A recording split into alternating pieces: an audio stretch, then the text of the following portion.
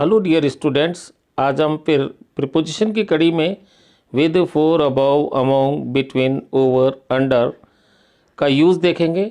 इसका first part पहले जारी किया जा चुका है, ये सेकंड पार्ट है जो 9th-10th के लिए बहुत ही उपयोगी होने वाला है। आइए एक एक करके अपन प्रीपोजिशनों को समझते हैं और इनके रूल्स को देखते हैं।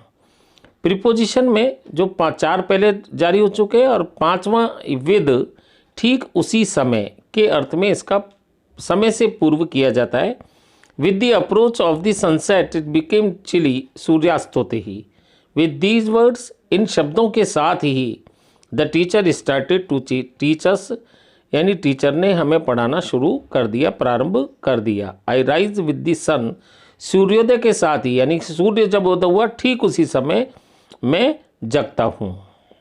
विद का अन्य उपयोग देखिए, साधन, औजार, हथियार आदि के प्रयोग करने के अर्थ में ही killed the lion with a gun, with a gun यानी हाथ में पकड़ के चलाया हथियार, इसलिए यहाँ पे विद का यूज हुआ। He hit the cow with a stone, I always write with this pen, he cut vegetables with a knife. Third number है साथ या संबंध दर्शाने के अर्थ में she went there with her husband, पति के साथ। He lived with his wife and children, यानी कि पत्नी और बच्चों के साथ वह रहता था। तो यहाँ पे साथ का अर्थ है, संबंध का अर्थ है, इसलिए यहाँ पे अपने विद का यूज़ किया गया है। नेक्स्ट देखिए फॉर का यूज़, मंजिल या गंतव्य स्थान दर्शाने के लिए। ही लेफ्ट फॉर मुंबई, यानी मुंबई के लिए रवाना हुआ है, तो he left for Mumbai today. The train left for Delhi, उद्देश्य बताने में I go for a walk daily. Some people live for others, some people live for others, इसका मतलब यहाँ भी उद्देश्य बताने के लिए अपन ने फॉर का यूज़ किया है। इसी का अन्य उपयोग देखिए, पसंद, उपयुक्तता दर्शाने के संबंध में भी हम फॉर का प्रयोग करते हैं।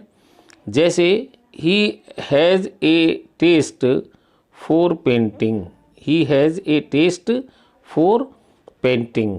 The climate of this place is bad for health.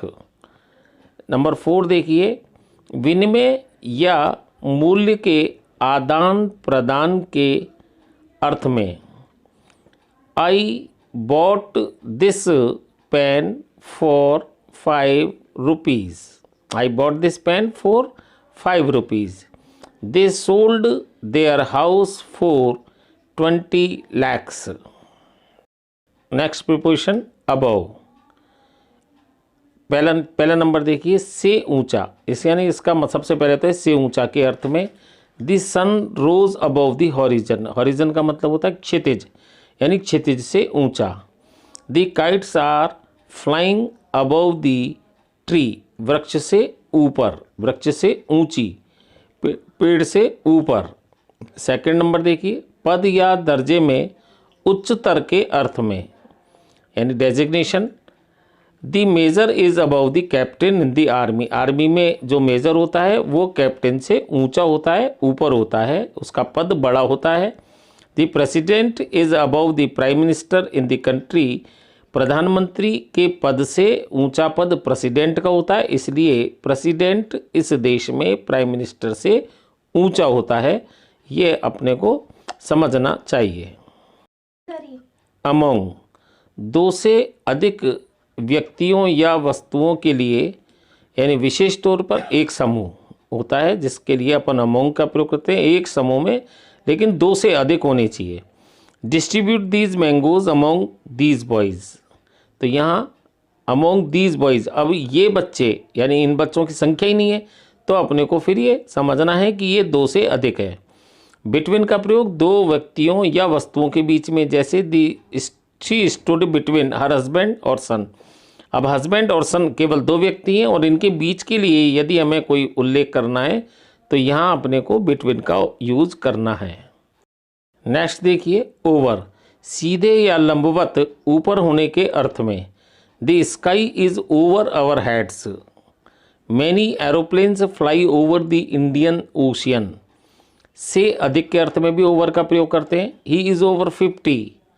तीसरा देखें, किसी कार्य में रत या समय व्यतीत करने के अर्थ में we settle the quarrel over a cup of tea. ये भी अपना ओवर के लिए ये भी एक स्थिति है कि किसी कार्य में रत हो या समय व्यतीत करने के अर्थ में, यानी कि चाय पीने के दौरान उन्होंने जो झगड़ा है उसको शांत कर लिया, उसका समझौता कर लिया। नंबर 4 देखिए, किसी तल को आंशिक या पूर्ण रूप से ढकने के अर्थ में he put his coat over the boy. एक छोर से दूसरे छोर तक, आर पार के अर्थ में there was a bridge over the river. Next preposition under, किसी वस्तु की सतह के नीचे के अर्थ में have you looked under the bed, क्या तुमने बिस्तर बेड के नीचे देखा है। The toy has rolled under the sofa. Number 2 इसी का अंडर का, अंदर तथा डूबा या घिरा होने के अर्थ में the railway line near Jaipur remained under water for many days.